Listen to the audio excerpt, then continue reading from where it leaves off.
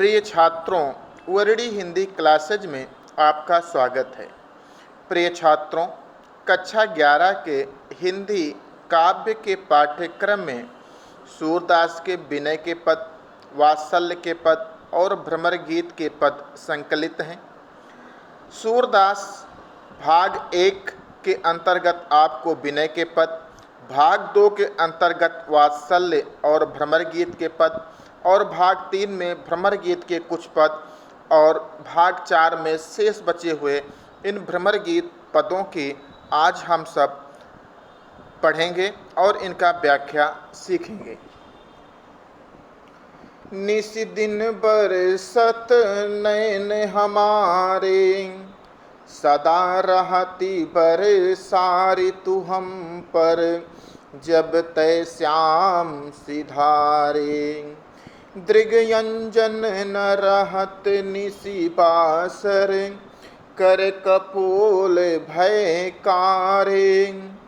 कंचुकी पट सूखत नहीं कबहूँ, उर बिच बहत पनारे।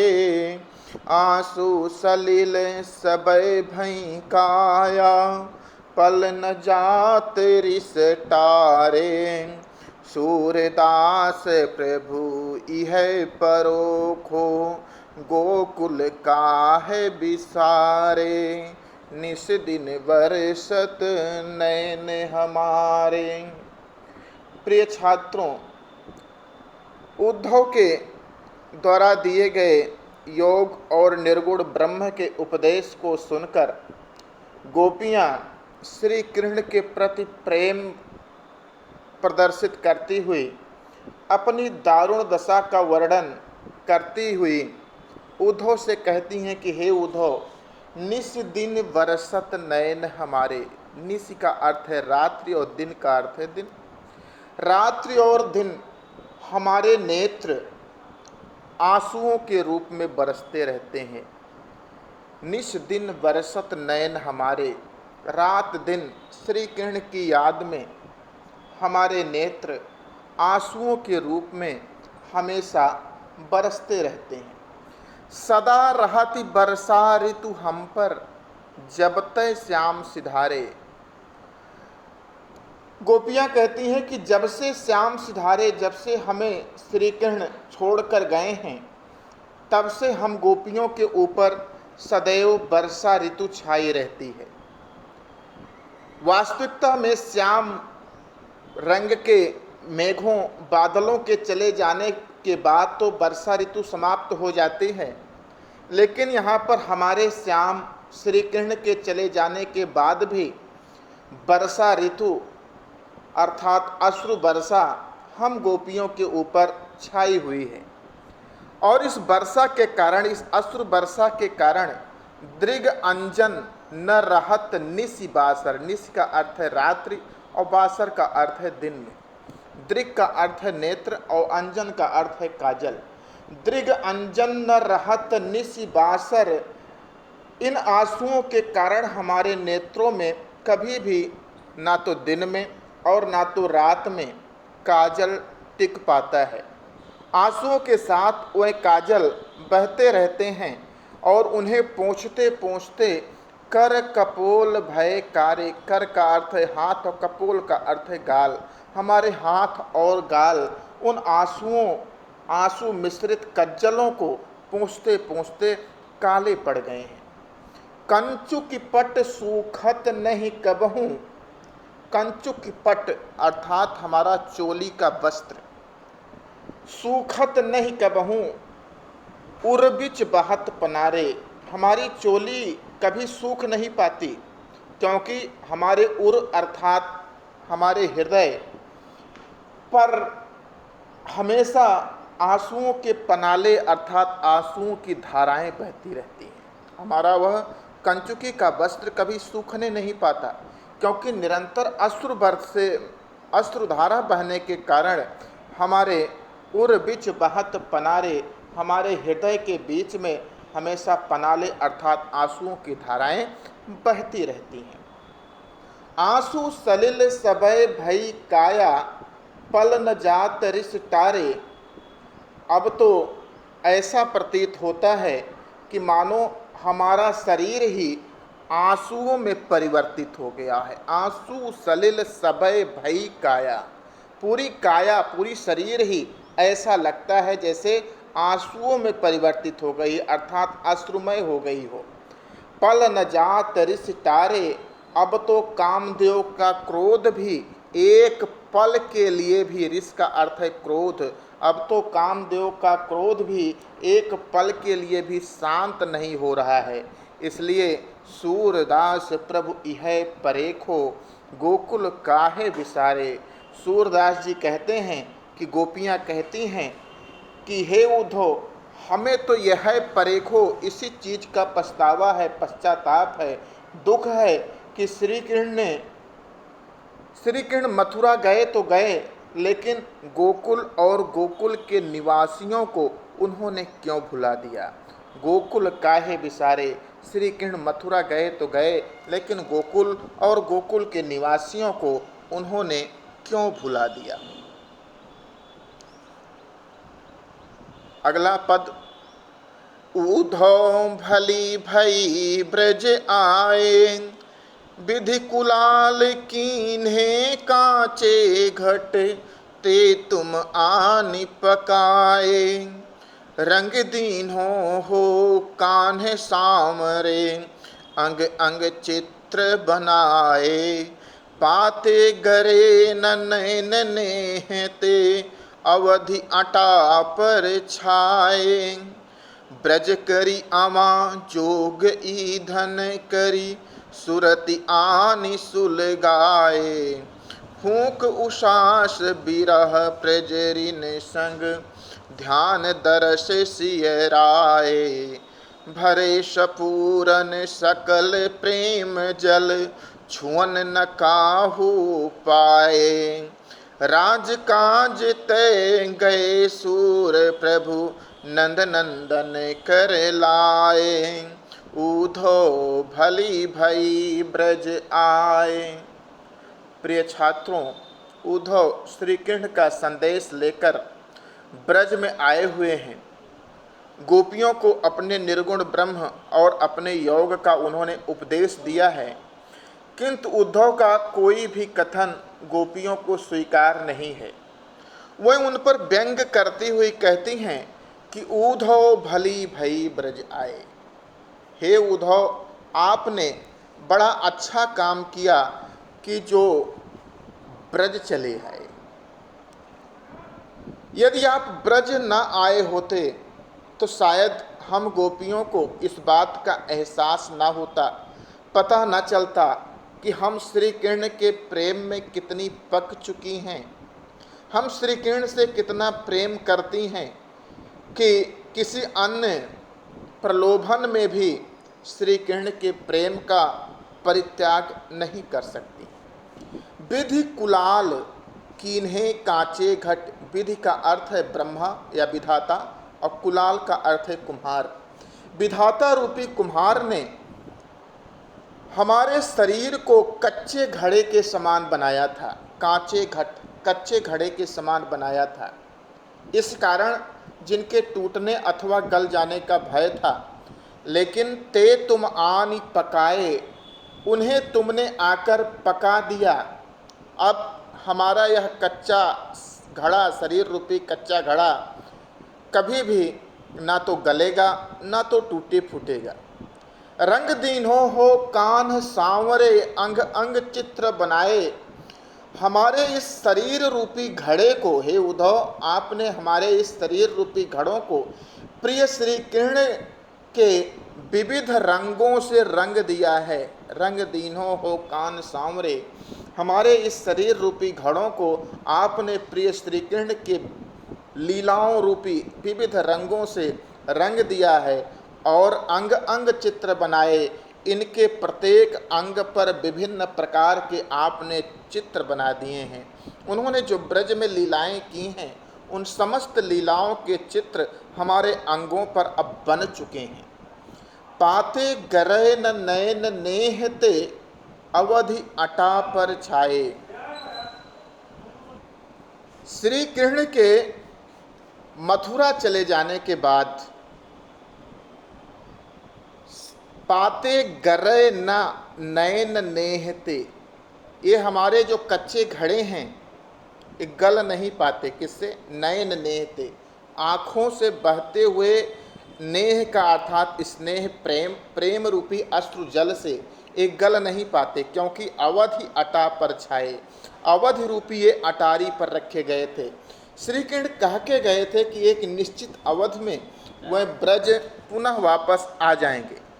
मथुरा चले जाने पर ये शरीर रूपी घड़े जो आंसुओं के वर्षा जल से इसलिए नहीं गल पाए क्योंकि ये अवधि रूपी अटारी पर रखे हुए थे। श्री कृष्ण कह के गए थे कि एक निश्चित अवधि में वो लौट कर ब्रज अवश्य आएंगे, लेकिन तुमने तो और भी अच्छा कार्य कर दिया। ब्रज करी अवा जोग ईधन करी सुरति आनि सुलगाए। हे उद्धव, तुमने तो संपूर्ण ब्रज को आवा बना दिया, कुम्हार का आवा जिसमें कच्चे बर्तन पकाए जाते हैं। तुमने तो संपूर्ण ब्रज मंडल को ही आवा बना दिया और उस पर योग रूपी चर्चा करके योग का ईंधन लगा दिया।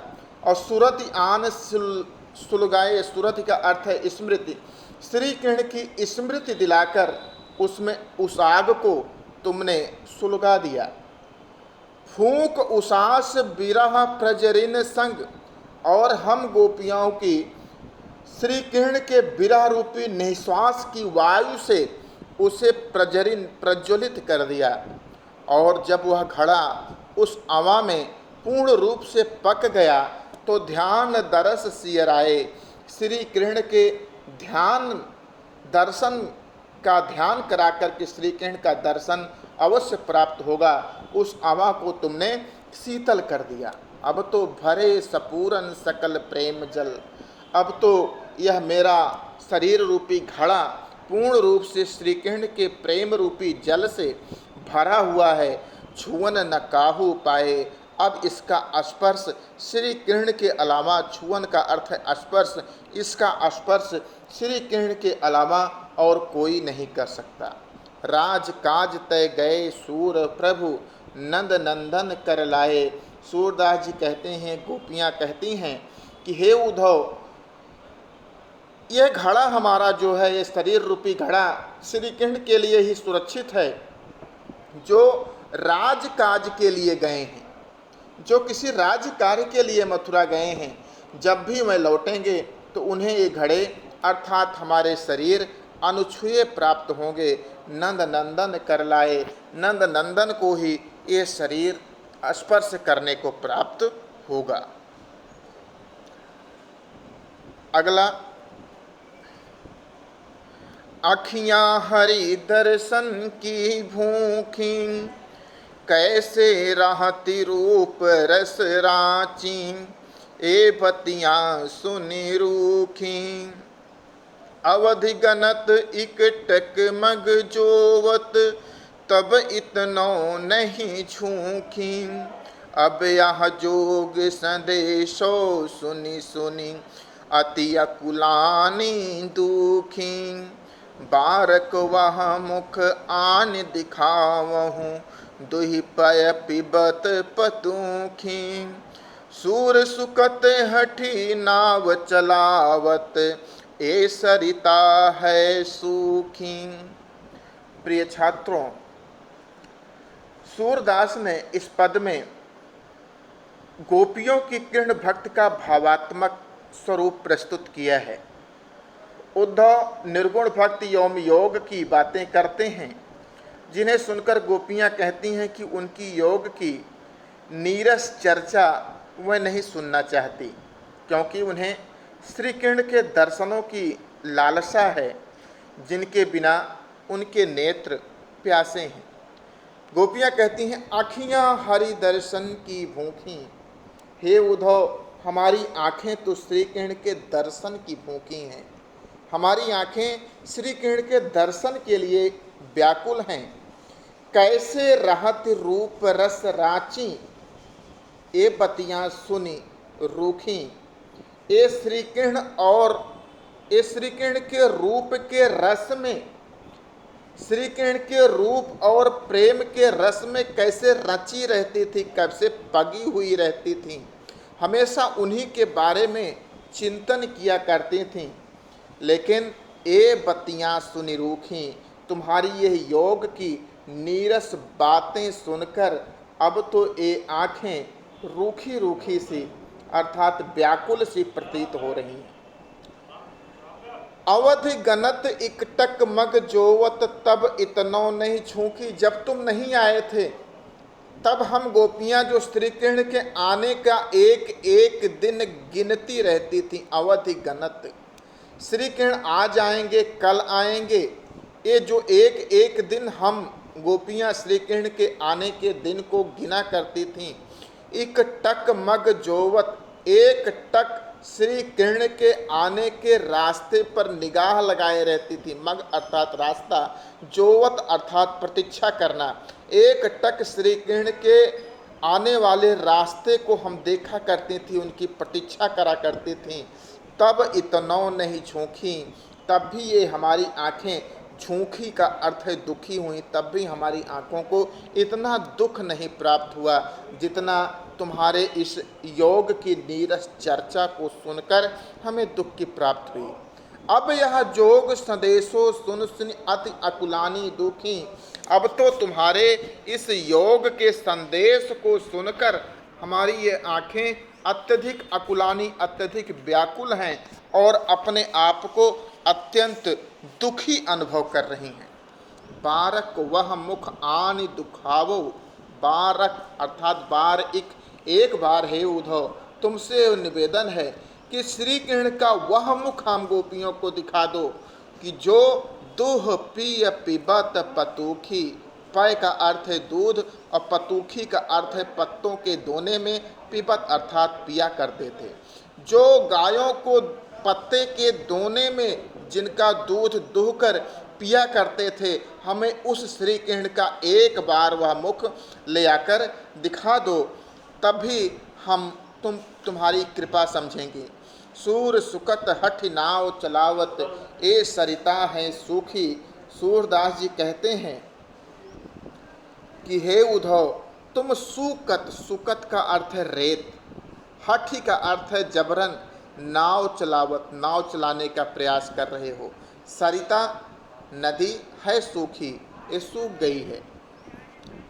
जैसे कोई व्यक्ति सूखी नदी में की बालू में हठ पूर्वक नाव चलाने का प्रयत्न करे, उसी प्रकार से हे उद्धव, तुम भी सूखी नदी की बालू में नाव चलाने का प्रयास कर रहे हो, क्योंकि हम गोपियों रूपी सरिता, गोपी रूपी नदी तो श्री कृष्ण के प्रेम को ना पाकर श्री कृष्ण के विरह में अत्यधिक सूख गई है।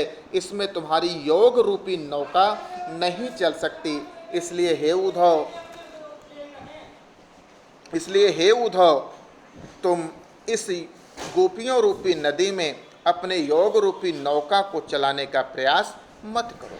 प्रिय छात्रों, इस प्रकार से आपके सूरदास के भ्रमर गीत के ये पद संपूर्ण हुए। आप इसको देखिएगा, पढ़िएगा, अच्छा लगे तो इस पर कमेंट भी अवश्य कीजिएगा। धन्यवाद। यही देश भर के आड़ी गाड़ी